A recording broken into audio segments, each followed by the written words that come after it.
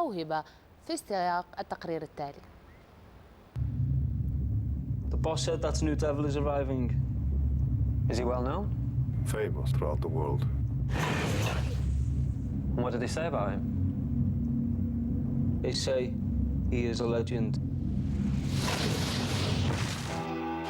إنه نجم جديد نزل على كوكب الأولد ترافورد ليضيء مسرح الأحلام. الحديث هنا عن موهبة عدنان يانوزاي.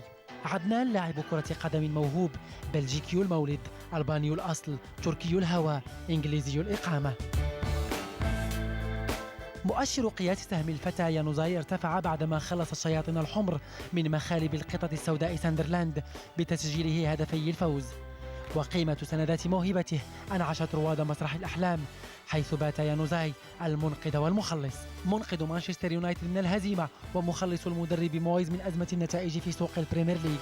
مويز الذي بحث في سوق مواهب إيفرتون ذات مرة كي يكشف للعالم موهبة من زمن آخر يدعى روني، ها هو اليوم يدخل بورصة النجوم كي يعلن قدوم الموهبة الصاعدة التي قد تتهاوى كل عملات الكرة النادرة أمامها لاحقا. ولأن قدر النجوم أن تشترك حتى في تواريخ ميلادها، فقد بات 5 فبراير قاسما مشتركا بين يانوزاي، كريستيانو، نيمار وتيفيز، حتى أصبح برج الدلو محرك مسار موهبته في سماء النجومية، نجومية قد لا تدركها العين المجردة حين تسطع في مجرة الكرة، بل تحتاج لمسبار من أجل اكتشاف عالمها الطفولي.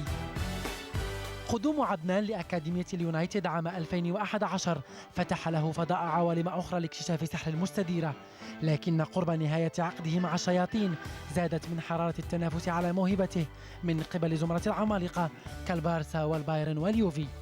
لكن لا يبدو أن مانشستر يونايتد مستعد لأن يشرب من كأس التفريط في عدنان كما فعل مع بوجبا الذي أصبح عملاقا خارج أسوار الأولد ترافورد. عدنان الذي يشترك مع النجوم في تاريخ الميلاد قد يشترك معه حتى في الشكل، حيث قيل إنه شبيه للأسطورة يوهان كرويف، لكن أمل من يتابعونه الآن أن يكون نسخة مطورة عمن سبقوه من أساطير الكرة.